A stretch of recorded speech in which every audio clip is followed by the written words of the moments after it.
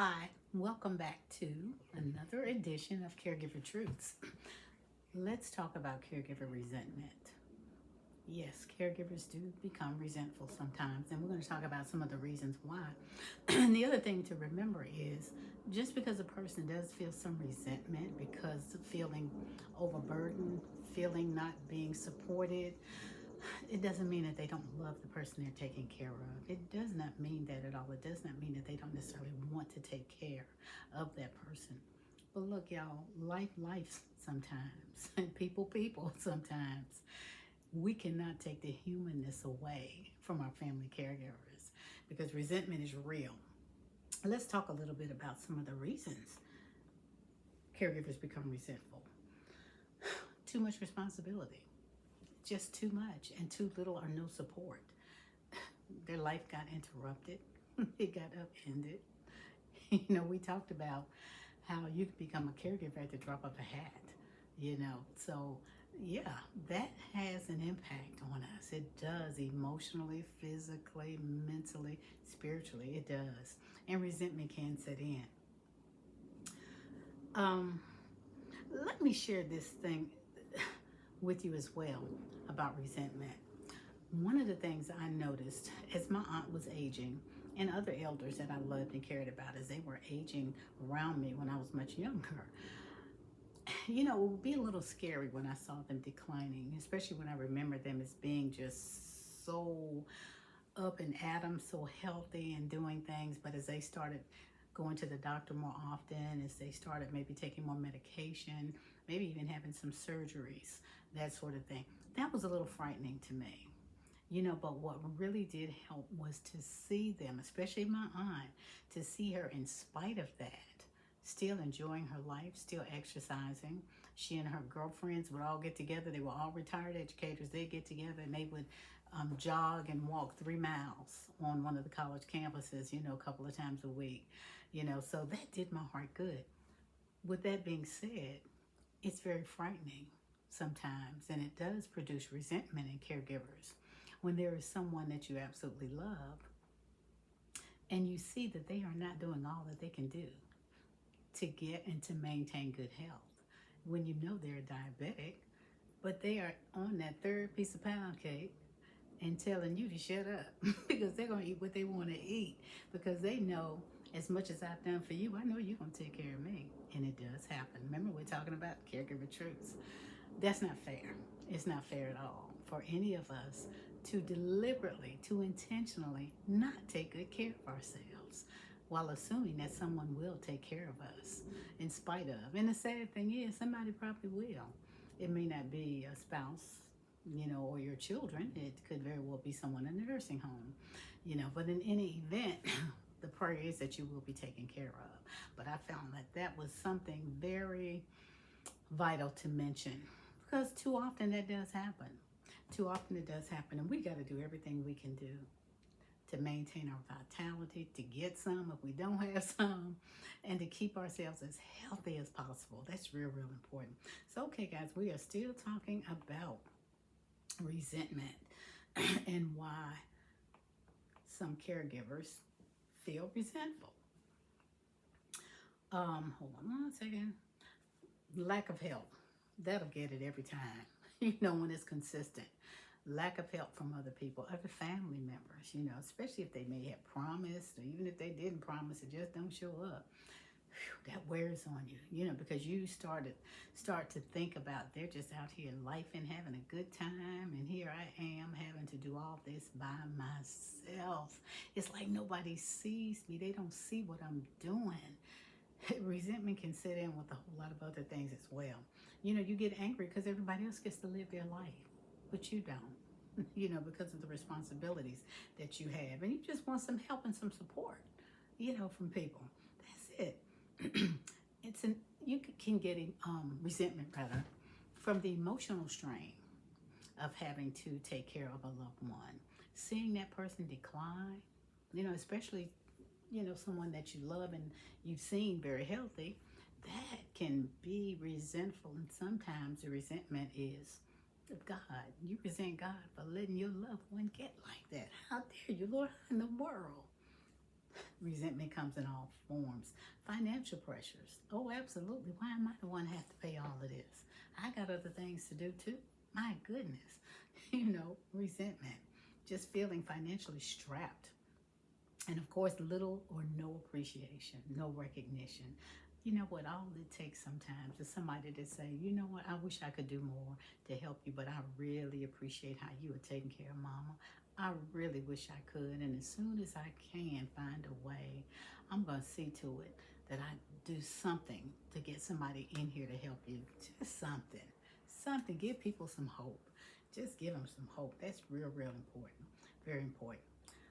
Here's something else. Unresolved past family issues. That family dynamic regarding caregiving can really be something. It can be a real bugaboo, as people say, but unresolved, because memories can be very long.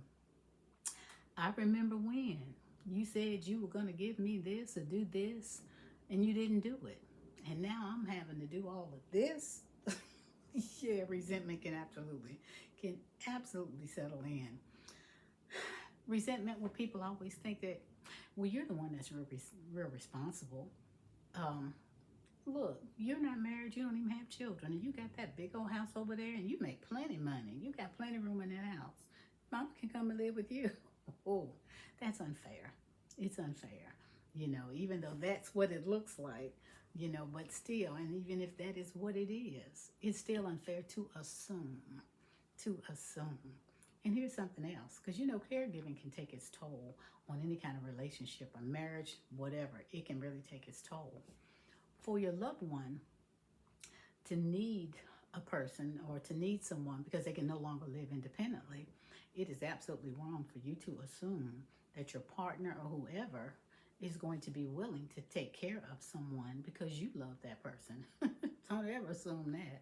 By no means. That is a discussion that should be had long way in advance, before waiting to get into it. Because as we said, caregiving can happen at the drop of a hat.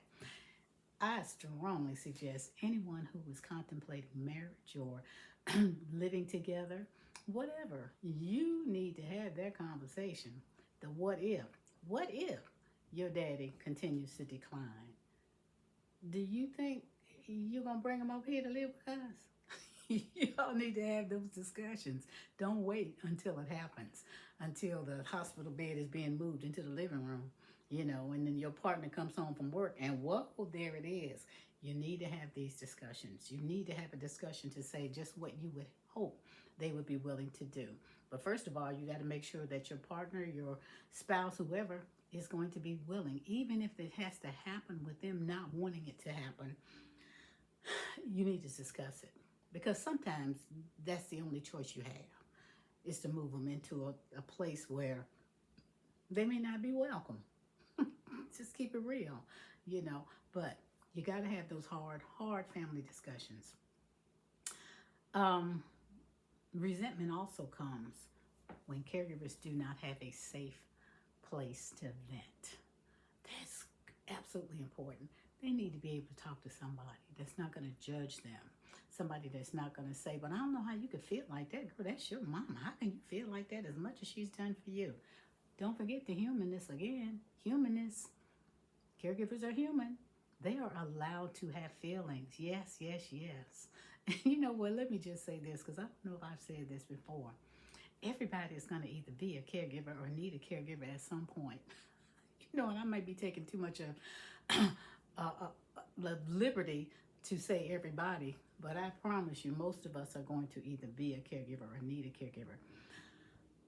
That's just the way it is. You may be a caregiver for maybe 2 weeks, or you could be one for 15 years. You don't know. But the fact is, it can plop into your lap at any time. But if there are some proactive strategies that we can use, that we can take, we need to do that. If it's nothing else but getting your mind situated to understand that, you know what, I may be having to take care of her. I might, to get your mind there, because that has a lot to do with it. Because if you've already put up a roadblock that said, there's no way in the world I'm ever doing this. You have no idea what you might have to do. You have no idea what you might have to do. But resentment That is something that a lot of us resent all kinds of things for all kinds of reasons. But as a caregiver, you don't want that resentment to dig too deep into your psyche. You really don't want it to dig too deep into your heart, because you resent something or someone long enough, that can turn into some other things that are very unhealthy for everyone involved. And it can turn into what people do not like to talk about, and that is elder abuse, or that is abuse. Yes, it can happen. And that is absolutely something that we don't ever want to happen. Yes, caregivers get burned out. Yes, they get tired. They get angry. They may feel like they want to kick mama in her shins every now and then, or put their hands around her throat. They may feel like that. We've all felt like that about somebody that got on our last nerve. Anybody had teenagers? Okay, case closed. But we felt like that about people that we love, but it doesn't mean we're going to act on it. But if those thoughts continue to come, we need somebody to step in. I am a huge advocate of caregivers getting the mental health that they need, the mental health counseling and therapy that they need. Stress can take you out, and they have got to have more things, more people in place to help support their mental health. That's real, real important. Okay, guys, my time is almost up. It goes so fast, which is fine. But I just need you to remember, resentment is real. It's real.